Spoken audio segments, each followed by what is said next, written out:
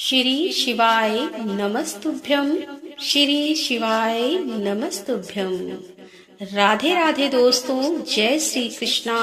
आप सभी भक्तजनों पर भोलेनाथ की कृपा बनी रहे। दोस्तों, सोमवार के व्रत को लेकर मानता है कि इस व्रत को करने से भगवान शिव अपने भक्तों की मुराद जल्दी पूरी करते हैं। सोमवार का दिन भगवान शिव को समर्पित है, इसीलिए इस दिन भगवान शिव की पूजा और व्रत करने का महत्व और ज्यादा बढ़ जाता है।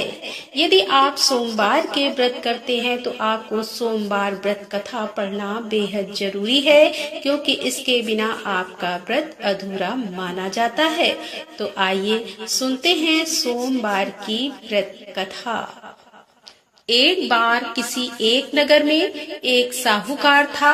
उसके घर में धन की कोई कमी नहीं थी, लेकिन कोई संतान न होने के कारण वह बहुत दुखी था।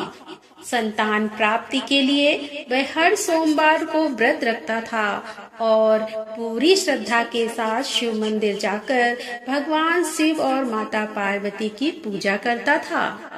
उसकी भक्ति देखकर एक दिन माँ पार्वती प्रसन्न होकर भगवान शिव से साहूकार की मनोकामना पूर्ण करने का निवेदन किया।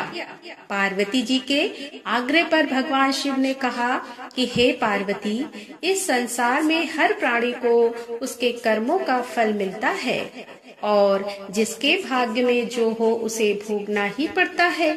लेकिन पार्वती जी ने साहूकार की भक्ति देखकर उसकी मनोकामना पूर्ण करने की इच्छा व्यक्त की। माता पार्वती के आग्रह पर शिव जी ने साहूकार को पुत्र प्राप्ति का वरदान तो दे दिया, लेकिन उन्होंने बताया कि यह बालक 12 वर्ष तक ही जीवित रहेगा। माता पार्वती और भगवान शिव की बातचीत को साहूकार सुन रहा था, इसीलिए उसे ना तो इस बात की खुशी थी और ना ही दुख था। वह पहले की भांति शिव जी की पूजा करता रहा। कुछ समय के बाद साहूकार की पत्नी ने एक पुत्र को जन्म दिया। जब वह बालक 11 वर्ष का हुआ तो उसे पढ़ने के लिए काशी भेज दिया गया। साहूकार ने पुत्र के मामा को बुलाकर उसे बहुत सारा धन देते हुए कहा कि तुम इस बालक को काशी विद्या प्राप्ति के लिए ले जाओ। तुम लोग रास्ते में यज्ञ कराते जाना और ब्राह्मणों को भोजन दक्षिणा देते हुए जाना। दोनों मामा भांजे इसी तरह यज्ञ कराते और ब्राह्मणों को दान दक्षिणा देते काशी नगरी निकल पड़े।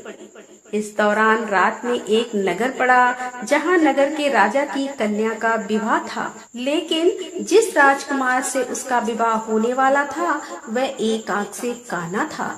राजकुमार के पिता ने अपने पुत्र के काना होने की बात को छुपाने के लिए सोचा, क्योंकि ना उसने साहूकार के पुत्र को दूल्हा बनाकर राजकुमारी से विवाह करा दूं, विवाह के बाद इसको धन देकर विदा कर दूंगा और राजकुमारी को अपने नगर ले जाऊंगा। लड़के को दूल्हे के वस्त्र पहनाकर राजकुमारी से विवाह करा दिया गया। साहूकार का पुत्र ईमानदार था, उसे यह बात सही नहीं लगी, इसीलिए उसने अवसर पाकर राजकुमारी के दुपट्टे पर लिखा कि तुम्हारा विवाह तो मेरे साथ हुआ है, लेकिन जिस राजकुमार के संग तुम्हें भेजा जाएगा वह एक आंख से काना है। मैं तो काशी पढ़ने जा रहा हूँ।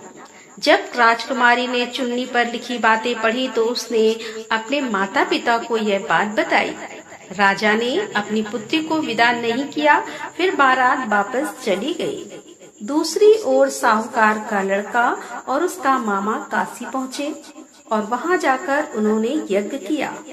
जिस दिन लड़का 12 साल का हुआ उस दिन भी यज्ञ का आयोजन था। लड़के ने अपने मामा से कहा कि मेरी तबीयत कुछ ठीक नहीं है। मामा ने कहा कि तुम अंदर जाकर आराम कर लो। शिव जी के वरदान के अनुसार कुछ ही देर में उस बालक के प्राण निकल गए। मृत भांजे को देख उसके मामा ने विलाप करना शुरू किया। संयोग बस उसी समय शिव जी और माता पार्वती उधर से जा रहे थे। पार्वती माता ने भोलेनाथ से कहा कि स्वामी, मुझे इसके रोने के स्वर सहन नहीं हो पा रहे हैं, इस व्यक्ति के कष्ट को अवश्य दूर करे। जब शिव जी मृत बालक के समीप गए तो वह बोले कि यह उसी साहूकार का पुत्र है जिसे मैंने 12 वर्ष की आयु का वरदान दिया था। अब इसकी आयु पूरी हो चुकी है। लेकिन म्रात भाव से विभोर माता पार्वती ने कहा कि हे महादेव, आप इस बालक को और आयु देने की कृपा करें, अन्यथा इसके वियोग में इसके माता पिता भी तड़प तड़प कर मर जाएंगे। माता पार्वती के पुनः आग्रह पर भगवान शिव ने उस लड़के को जीवित होने का वरदान दिया। शिव जी की कृपा से वह लड़का जीवित हो गया। शिक्षा पूरी करके लड़का मामा के साथ अपने नगर की ओर वापस चल दिया। दोनों चलते हुए उसी नगर में पहुँचे जहाँ उसका विवाह हुआ था। उस नगर में भी उन्होंने यज्ञ का आयोजन किया। उस लड़के के ससुर ने उसे पहचान लिया और महल में ले जाकर उसकी खातिरदारी की और अपनी पुत्री को विदा किया। इधर साहूकार और उसकी पत्नी भूखे प्यासे रहकर बेटे की प्रतीक्षा कर रहे थे।